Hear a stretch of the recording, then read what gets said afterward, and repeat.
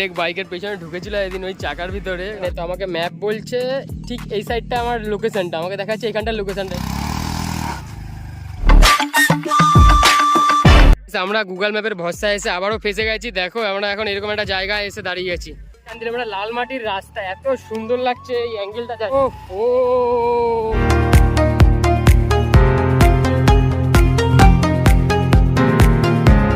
Guys, আজকে অনেকদিন পর একটা ব্লগ শুট করতে যাচ্ছি, অনেকদিন পর বাইক নিয়ে বেরোচ্ছি। তো বাইক এখানে রেডি আছে, দেখতে পাচ্ছি। যেমন কি আজকে বাইকটা অনেকদিন পর ধুয়েছি, তো চকচক চকচক করছে, পুরো পরিষ্কার। সো বেরাচ্ছি। আজকে যাওয়ার ইচ্ছা আছে একটু বারাসাতের দিকে একটা জায়গা যাওয়ার ইচ্ছা আছে। তো ওইখান থেকে তারপর ঠিক করবো যে কোথায় যাবো। চলো যাওয়া যাক। বাইরে দাঁড়িয়ে আছে দুজন, আরও দুজন যাচ্ছে আমার সাথে। বাইরে গিয়ে দেখাচ্ছি কারা কারা যাচ্ছে। তো চলো যাওয়া যাক। সো হেলমেট নিয়ে নিয়েছি, তো চলো যাওয়া যাক এবার।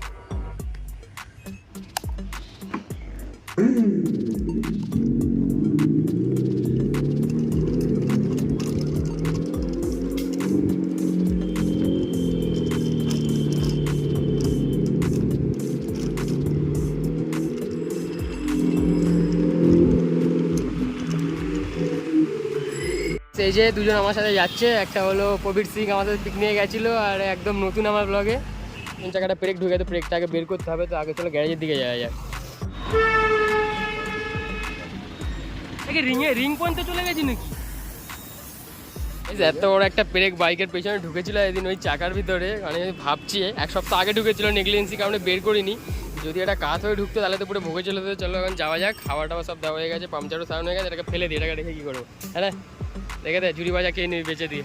সো এর নামটা তোমাদেরকে বললাম না, নাম হচ্ছে সৌভিক। ছেলেটা খুবই ভালো, ঠিক আছে? এতক্ষণ ইয়ার্কি মারছিলাম। ছেলেটা আমাকে আবার বলছে যে কেন আমার সাথে এরকম করছিস। এখন আমরা বেরাবো। হ্যাঁ, তোর গাড়ি ওপারে তো। তো ভাই সৌভিক এখন যাচ্ছে সামনে তেল ভরাতে, গিয়ে গায়েব হয়ে গেছিলো, প্রায় আধা ঘন্টা পর আসলো।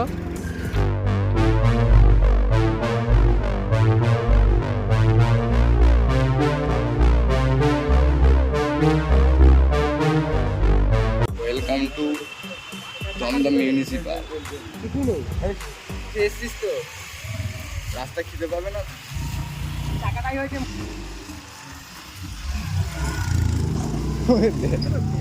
ও কি করছে, কি করতে চাইছে এটা কি? ওই দে পুকুরে পড়বি। আমার কাছে পোস্ট, হ্যাঁ এটা আলাদা রাস্তা। এ ভাই এদিকে কোথায় যাচ্ছিস? চলেই যা, তোর ফোন আবার যাচ্ছে। ওকে খুঁজে পাবি না। কি করে দেখি না, আবে দাঁড়াচ্ছে নাকি তার কাছে? আনছে ভাই।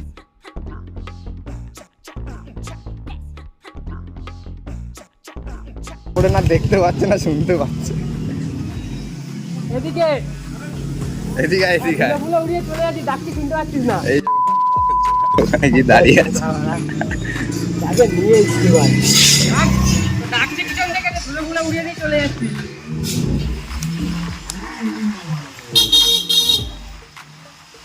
ওই স্টেশন এইভাবে স্টেশন উঠবে, এবার ঘুরেই আসি চ না। যাবো কোথায় দিয়ে? তবে আজকে গুগল ম্যাপের ভরসায় এসে একটা লোচা হয়ে গেছে। তো আমরা এখন দাঁড়িয়ে গেছি একটা জায়গায়, দেখতে পাচ্ছ জায়গাটা এখানে। তো আমাকে ম্যাপ বলছে ঠিক এই সাইডটা আমার লোকেশনটা, আমাকে দেখাচ্ছে এখানটার লোকেশনটা। কিন্তু আমি এগিয়ে গিয়ে দেখলাম সামনে স্টেশন, আর বাদিকে একটা জলাশয় আছে, মানে একটা পুকুর আছে। ওইখানে একটা স্টেশন আছে আর সামনে একটা পুকুর আছে, আমাকে দেখাচ্ছে ওইখানটায় যেতে হবে আমাদের যে লোকেশন।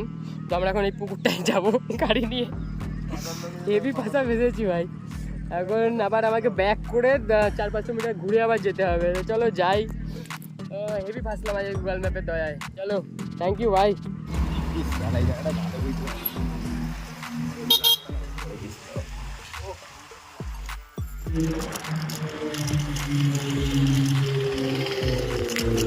এই তো চলে এসেছি ভাই, তারপরে খুব একটা দূরে না। হ্যাঁ তো গাইস, আমরা এখন একটা জায়গায় দাঁড়িয়েছি, আর এখানটায় রূপেশ ভাই আমাদের কিছু দেখাতে চায়। তো দ্বারা হবে না,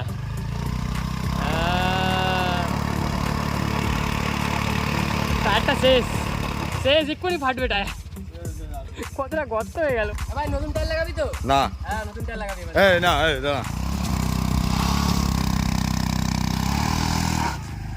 হবে না ছেড়ে দে।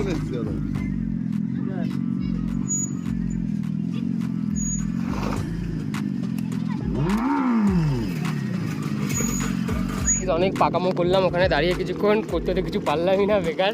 তো এখন যে জায়গাটাতে আমরা যাচ্ছি জায়গাটা কি সুন্দর যাচ্ছে দেখো। ও ও গাইস রাস্তাটা জাস্ট দেখো। তো ওই যে সামনে সৌভিকরা ফাইনালি আসলো, কিছুক্ষণ দাঁড়ালাম ওর জন্য, ওরা পিছনে দাঁড়িয়ে ছিল, কী করছিল ওরাই জানে। তো ওরা চলে এসছে। এবার যেহেতু রাস্তাটা আমরা চিনি, আমরা এখন যাবো ওই যে বর্তির বিল, আর যেহেতু রাস্তাটা চিনি না আমরা, তো ওদের গাড়িতে ম্যাপ লাগিয়েছি, তো ম্যাপ দেখে দেখে এখন যেতে হবে আমাদেরকে এখান থেকে প্রায় 14 কিলোমিটার। তো চলো যাওয়া যাক এরকমভাবে পাড়ার মধ্যে দিয়ে। এই লোকেশন লাগিয়ে নিয়েছিস তো?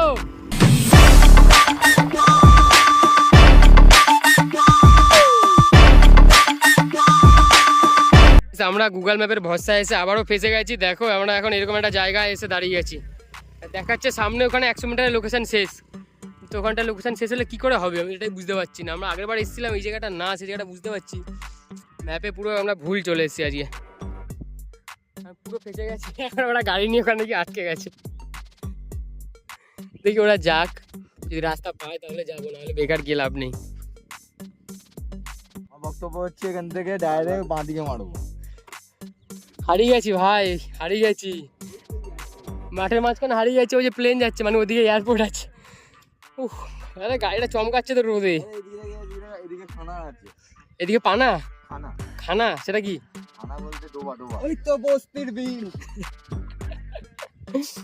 আমরা বস্তির বিলে গিয়ে হারিয়ে গেছি, বিশাল হারিয়েছি ভাই। চল এখান থেকে চল, এখন যাওয়া যাক।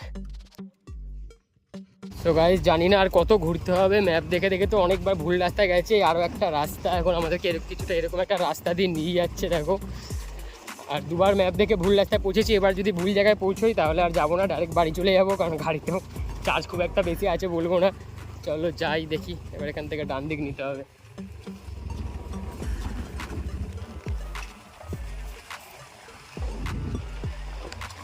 একটা ছোট্ট একটা পাড়ার মধ্যে দিয়ে নিয়ে যাচ্ছে, সরু একটা ভাঙাচোরা রাস্তা দিয়ে।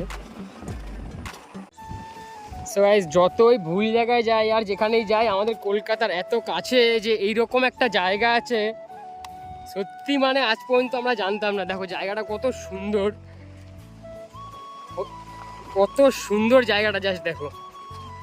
মনে হচ্ছে যেন বিশাল কোনো একটা অনেক দূরে কোথাও একটা গ্রামে হয়তো চলে এসেছি, এরকম লাগে। জায়গাটা কত সুন্দর, জাস্ট দেখো। সামনে মেঘটা আর দুপাশে পাট গাছগুলো, আর মাঝখান দিয়ে আমরা লাল মাটির রাস্তা, এত সুন্দর লাগছে এই অ্যাঙ্গেলটা, জাস্ট দেখো একবার। ও ও জায়গাটা জাস্ট দেখো, জাস্ট। এবার ধর একটু ধর। তো আমরা এতক্ষণ এখানে দাঁড়িয়ে সুন্দর ফটো তুলছিলাম, কারণ আবার রোদ চলে এসে পাশ থেকে, রোদটা আসলে ফটো তোলা যাবে না। তো আবার আমরা যাই আগের দিকে। আই থিঙ্ক এটা ঠিক রাস্তা। একজনকে জিজ্ঞেস করলাম, তো উনি বললেন যে হ্যাঁ এটা ঠিক রাস্তা। তাহলে চলো যাওয়া যাক। রাস্তা হারিয়ে গেছে। ও দিদি রাস্তা হারিয়ে গেছে নাকি? কোথা থেকে? বিহার। হ্যাঁ সবই আছে। হ্যাঁ সবই আছে, না এনে দিতে হবে তোমাদের। বিরিয়ানি এমনি খাওয়া যাবে এখানে, তাই তো? আর আনতে হবে কোথায় থেকে?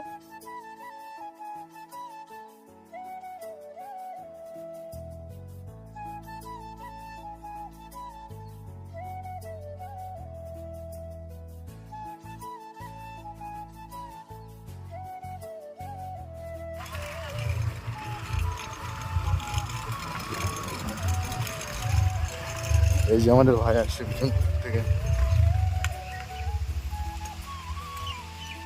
গাইস ফাইনালি অনেক কষ্টের পর 4-5 বার রাস্তা ভুল করার পর ফাইনালি পৌঁছে গেছি। তো ওই জায়গাটা এখন যেরকম থাকার কথা সেরকম নয়, কিন্তু এখানে একটা শান্তি আছে, গাছতলায় বসে ছামাতে। ছবিখানে তো ফটো তুলে যাচ্ছি খাঁচাজ করে। রেখে দেখো এইসব পুরো লেটকে গেছে। এখানে আমি কিছুক্ষণ বুঝবো। ওইটাতে চ।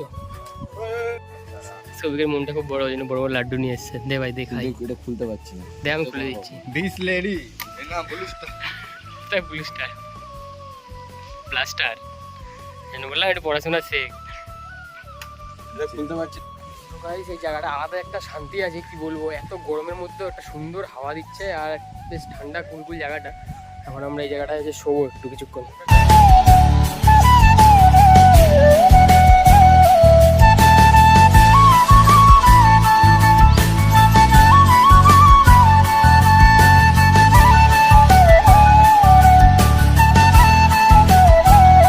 আমাদের বাড়িতে ফোন করে ভিডিও কলে মা বাবাকে জায়গা দেখাচ্ছে।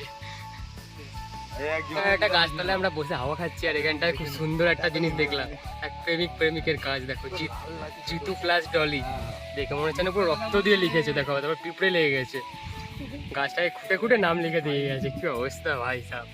সেখানে আমরা অনেক টাইম ধরে শুয়েছিলাম। এখন আমরা বাড়ির দিকে যাব, কারণ প্রায় 4টে বেজে গেছে। কখন কখন সময় কেটে গেছে, এত সুন্দর একটা জায়গায় এসে বুঝতেই পারলাম না। এখন বাড়ির দিকে যেতে হবে, কারণ বাড়ি যেতে যেতে সন্ধ্যা হয়ে যেতে পারে।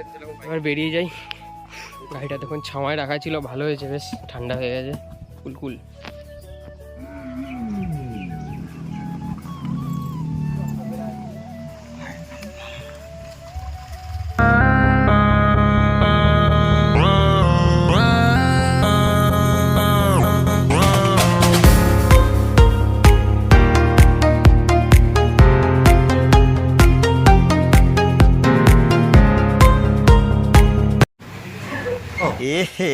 रहा नहीं जाता।